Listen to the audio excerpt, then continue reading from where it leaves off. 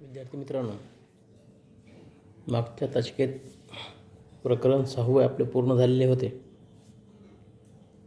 आणि आज आपण प्रकरण 7 जे आहे ते शैक्षणिक संशोधन पद्धतीचं आहे. शैक्षणिक संशोधन पद्धती या प्रकरणाची आज आपण माहिती पाहणार आहोत. शैक्षणिक संशोधन पद्धती हे जे प्रकरण आहे, मागच्या वर्षी आपण शैक्षणिक संशोधनाविषयीची माहिती मिळवलेली होती. त्या माहितीच्या प्रकरणावर आधारित हेही प्रकरण यावर्षी अभ्यासक्रमाला आपल्याला दिलेलं आहे.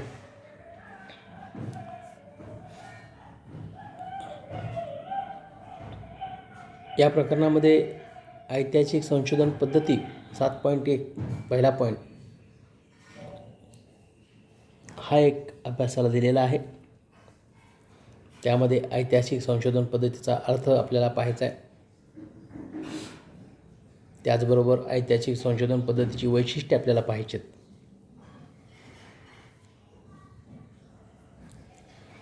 दुसरा प्रकार दिलेला आहे, दुसरी पद्धती दिलेली आहे ती म्हणजे वर्णनात्मक संशोधन पद्धती 7.2 त्याला आपण म्हणू. यामध्ये वर्णनात्मक संशोधन पद्धतीचा अर्थ एक पॉईंट आपल्याला पाहायचा आहे आणि दुसरा पॉईंट पाहायचा आहे तो म्हणजे वर्णनात्मक संशोधन पद्धतीची वैशिष्ट्ये. हा एक पॉईंट त्यामध्ये आपल्याला अभ्यासायचा आहे. तिसरा पॉईंट दिलेला आहे तो म्हणजे प्रायोगिक संशोधन पद्धती हा एक प्रकार संशोधन पद्धतीचा आपल्याला पाहायचा आहे. यामध्ये आपल्याला दिलेला आहे प्रायोगिक संशोधन पद्धतीचा अर्थ आपल्याला पाहायचा आहे आणि प्रायोगिक संशोधन पद्धतीची वैशिष्ट्ये आपल्याला पाहायची आहेत. आणि चौथा संशोधन पद्धतीचा प्रकार जो दिलेला आहे तो म्हणजे माहिती संकलनाची साधने. संशोधन करत असताना संशोधनाच्या विषयाची माहिती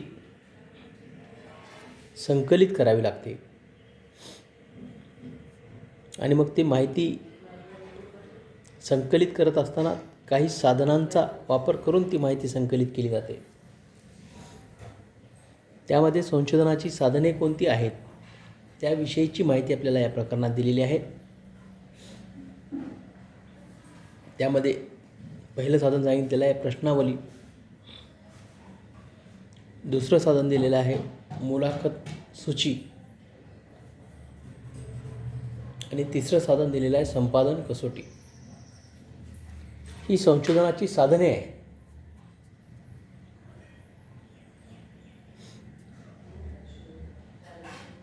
हे आपल्याला अभ्यासाला दिलेले आहेत 3 पद्धती. एक ऐतिहासिक संशोधन पद्धती, दुसरी वर्णनात्मक संशोधन पद्धती आणि तिसरी प्रायोगिक संशोधन पद्धती. आणि चौथा पॉईंट दिलेला आहे ह्या माहिती संकलनाची साधने जी आहेत त्यामध्ये प्रश्नावली, मुलाखत सूची आणि संपादन कसोटी याविषयीची माहिती या प्रकरणात आपल्याला अभ्यासायचं आहे. तत्पूर्वी या प्रकरणाची प्रस्तावना आपल्याला पाहणं गरजेचं आहे.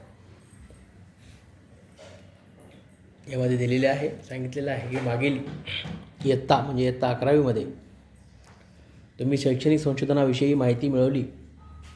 यावर्षी आपण संशोधनाच्या विविध पद्धती तसेच संशोधनाची काही साधनाविषयीची माहिती या प्रकरणामध्ये मिळवणार आहोत. शैक्षणिक संशोधन हे विविध पद्धतींनी केले जाते आणि त्याचे वर्गीकरण प्रामुख्याने 3 विभागात केले जाते.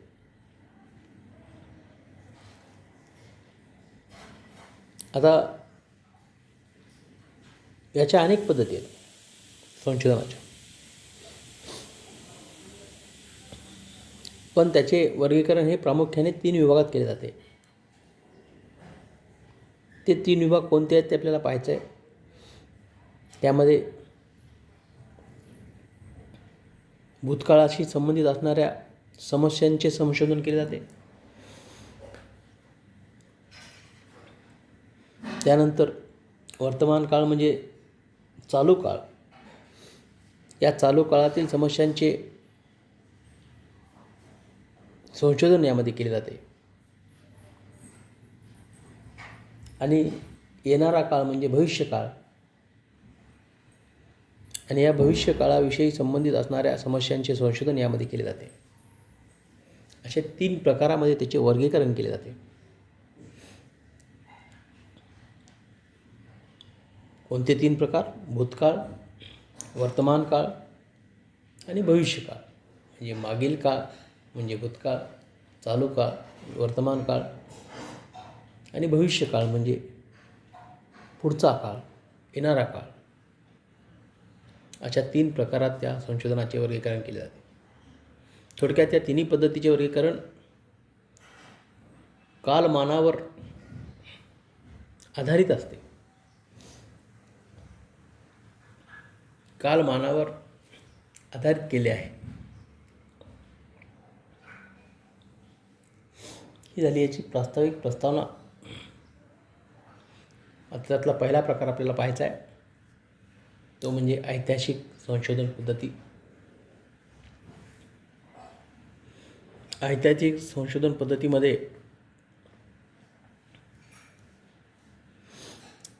ऐतिहासिक संशोधन पद्धतीचा अर्थ आपल्याला पाहायचा आहे. आता ऐतिहासिक या नावावरूनच आपल्याला समजून येतं की मागील कालखंडामध्ये ज्या समस्या होत्या, समस्येचा अभ्यास करणे म्हणजे ऐतिहासिक संशोधन पद्धती.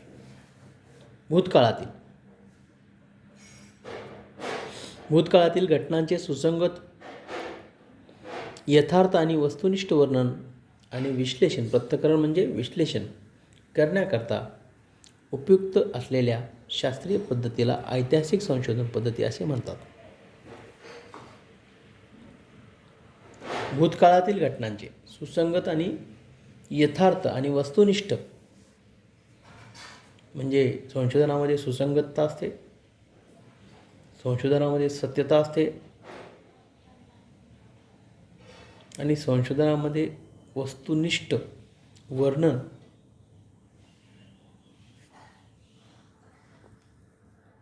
व विश्लेषण या गोष्टी केल्या जातात.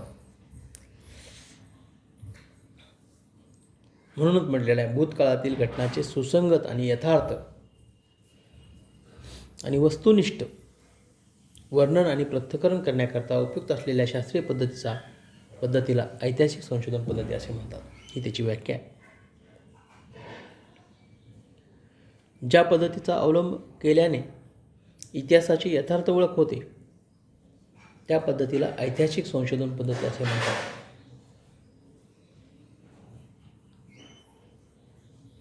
म्हणजे भूतकाळातील घटनांचा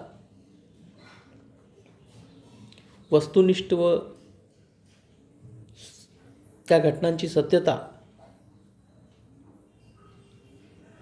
पडताळून ज्या पद्धतीमध्ये पाहिली जात असते त्या पद्धतीलाच ऐतिहासिक संशोधन पद्धती म्हणतात. ज्या पद्धतीचा अवलंब केलेल्या इतिहासाची यथार्थ ओळख होते त्या पद्धतीला ऐतिहासिक संशोधन पद्धती असे म्हणतात. ही एक तिची व्याख्या सांगितली आहे. यथार्थ म्हणजे काय? यथार्थ म्हणजे सत्य, वस्तू स्थिती जे आहे ते मांडणं म्हणजे यथार्थ. प्रामुख्याने ऐतिहासिक संशोधन पद्धतीमध्ये वर्तमान घटनांचा अर्थ लावण्याच्या दृष्टीने संदर्भ म्हणून भूतकाळातील घटनांचा मागोवा घेतला जातो आणि भूतकाळाचा अनुभव भविष्यकाळाशी संबंधित अनुमान करताना मार्गदर्शक ठरत असतो. जेव्हा आपण पुढे जातो तेव्हा पुढं जात असताना मागच्या अनुभवाचा आपल्याला पुढं जाताना फायदा होत असतो. विद्यार्थी मित्रांनो, आपल्याला एखादी लांब उडी मारायची असेल तर ती लांब उडी जाण्यासाठी आपल्याला मागून पळत यावं लागतं आणि उडी मारावी लागते, तेव्हा आपली उडी लांब जात असते. अगदी तसंच असतं. भूतकाळातील गोष्टींचा मागोवा आढावा घेत भविष्यकाळाचा अंदाज आपल्याला मांडावा लागत असतो.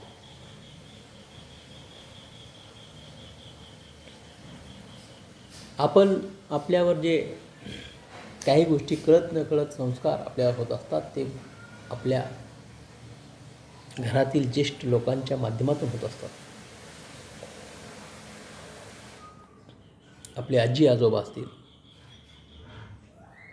आपले नाना नानी असतील,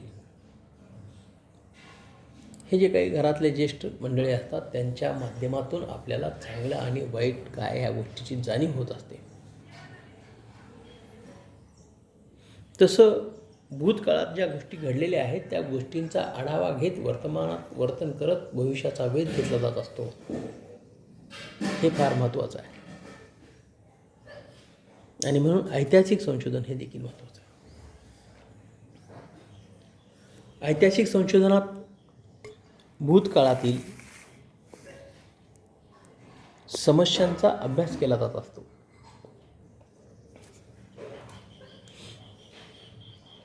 भूतकाळातील संशोधनाचा समस्यांचा अभ्यास केला जात असतो. ज्या गोष्टी भूतकाळात घडलेल्या आहेत, ज्या समस्या भूतकाळात निर्माण झालेल्या आहेत, त्या समस्येचा अभ्यास ऐतिहासिक संशोधनामध्ये केला जातो. याला ऐतिहासिक संशोधन म्हणतात. त्याचं उदाहरण दिलेलं आहे. महात्मा ज्योतिबा फुले यांच्या शैक्षणिक विचारांचा अभ्यास या संशोधन समस्येच्या अभ्यासामध्ये महात्मा ज्योतिबा फुले यांच्या शैक्षणिक विचाराचा अभ्यास करायचा आहे. यामध्ये महात्मा ज्योतिबा फुले यांचे शैक्षणिक विचार प्रमुख अभ्यास विषय असून या अभ्यासासाठी प्राथमिक स्रोत व दुय्यम स्रोतांच्या आधारे माहितीचे संकलन केले जाते. आता महात्मा ज्योतिबा फुले यांच्या शैक्षणिक विचाराचा अभ्यास करत असताना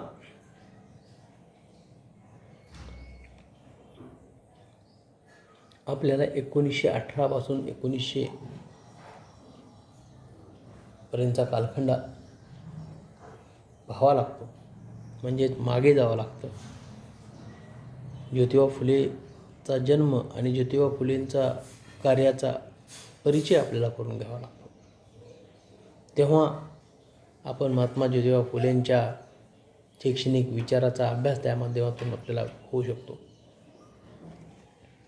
यामध्ये महात्मा फुले यांचे शैक्षणिक विचार हा प्रमुख अभ्यास विषय असून अभ्यासासाठी प्राथमिक स्रोत व दुय्यम स्रोताच्या आधारे माहितीचे संकलन केले जाते. आपण हे स्रोत मागच्या वर्षी पाहिलेले आहे. माहितीचं संकलन करण्यासाठी प्राथमिक आणि दुय्यम स्रोताच्या आधारे माहितीचं संकलन केलं जात असतं. काही माहिती आपल्याला डायरेक्ट मिळते, काही इनडायरेक्ट मिळते. काही माहिती मिळवण्यासाठी कशाचा तरी आधार घ्यावा लागतो आणि ती माहिती मिळवावी लागते. प्राथमिक स्रोतामध्ये महात्मा ज्योतिबा फुले यांनी स्वतः लिहिलेले लेख, त्यांचे आत्मचरित्र, काही दप्तर नोंदी, चित्रे इत्यादींचा समावेश होतो. तर दुय्यम स्रोतामध्ये महात्मा ज्योतिबा फुले यांच्याविषयी एखाद्या पाठ्यपुस्तकातील पाठ, वर्तमानपत्रातील मधील एखादा लेख, नियतकालिकामधील एखादी माहिती किंवा एखादा चित्रपट इत्यादीचा समावेश यामध्ये होतो.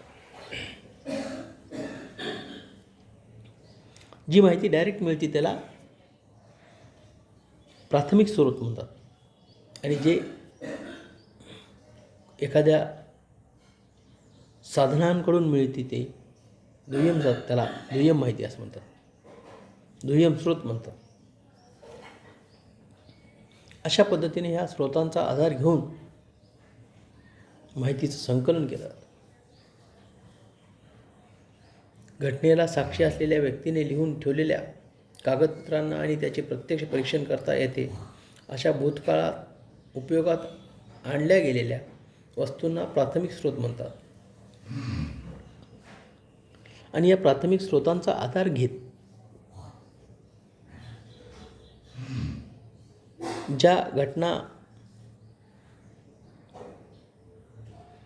भूतकाळातील घटना लिहून ठेवलेल्या असतात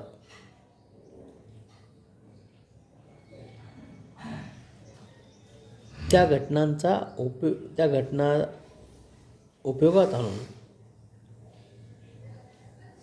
त्याविषयीची माहिती प्राथमिक स्रोतातून प्राप्त होत असते.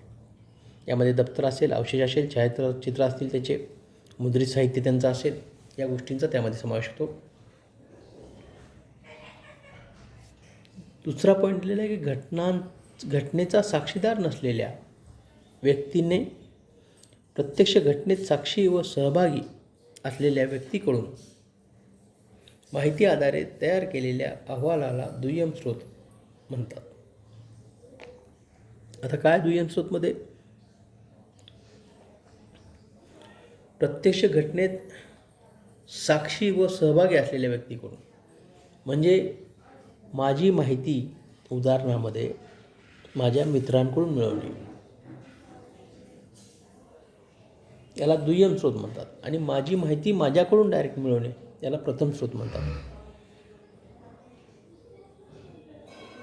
मग दुय्यम स्रोतामध्ये म्हणजे महात्मा ज्योतिबा फुलेंचे जे काही सहकार्य आहे त्या सहकार्याच्या माध्यमातून जी मिळवलेली माहिती असते किंवा त्यांच्याविषयीच्या काही साधनांतून माहिती मिळवली असते त्याला दुय्यम स्रोत असे म्हणतात.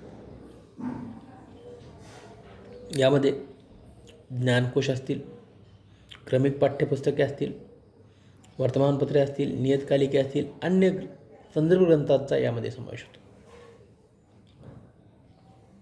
याला दुय्यम स्रोत असे म्हणतात.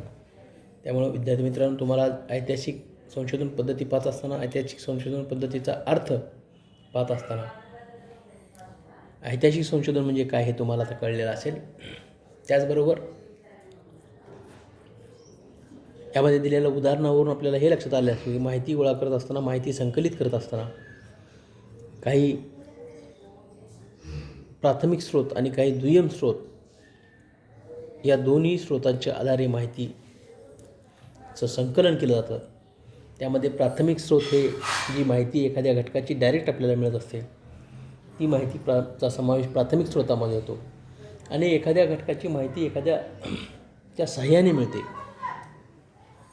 त्या माहितीला दुय्यम स्रोत असं म्हटलं जातं. हे आज आपण इथं या ठिकाणी आपल्याला आता तुम्हाला लक्षात आलेलं असेल. आता ऐतिहासिक संशोधन प्रत्यक्ष निरीक्षणाला यामध्ये वाव नसतो, कारण ऐतिहासिक संशोधन हा वर्तमान काळात असतो.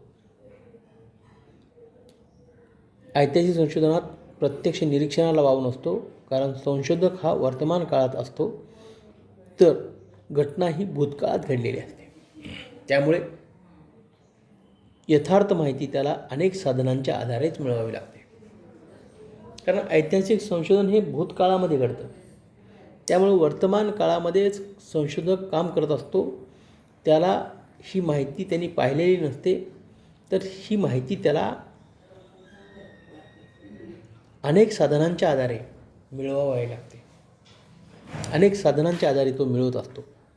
आणि मग त्या साधनामध्ये प्रथम स्रोत असतील किंवा दुय्यम स्रोत असतील अशा वेगवेगळ्या स्रोतांच्या माध्यमातून तो ती माहिती संकलित करत असतो आणि संशोधनाचं काम करतो.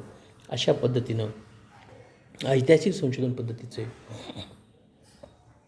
जे काही अर्थ आहे हे तुम्हाला आता समजलेलं असेल. या विश्लेषणावरून ऐतिहासिक पद्धतीचा अर्थ आपल्या लक्षात येतो. आता उद्याच्या तासिकेत ऐतिहासिक पद्धतीची जी वैशिष्ट्ये आहेत ते आपण वैशिष्ट्य आणि पुढील भाग हा उद्याच्या तासिकेत पाहणार आहोत.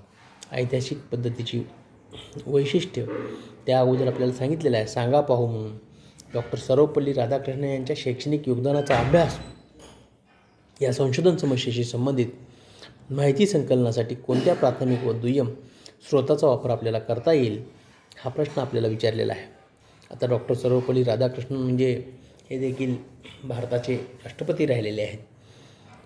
एक मोठे तत्त्ववेत्ते होते, तत्त्वज्ञानी होते आणि यांच्या कार्याचा माहिती जर आपल्याला पाहिजे असेल तर आपण मागच्या शैक्षणिक विचारवंताच्या प्रकरणामध्ये यांच्याविषयीची माहिती पाहिलेली आहे आणि मग त्यावरून आपल्याला त्यांचं योगदान काय होतं हे आपल्या लक्षात येतं.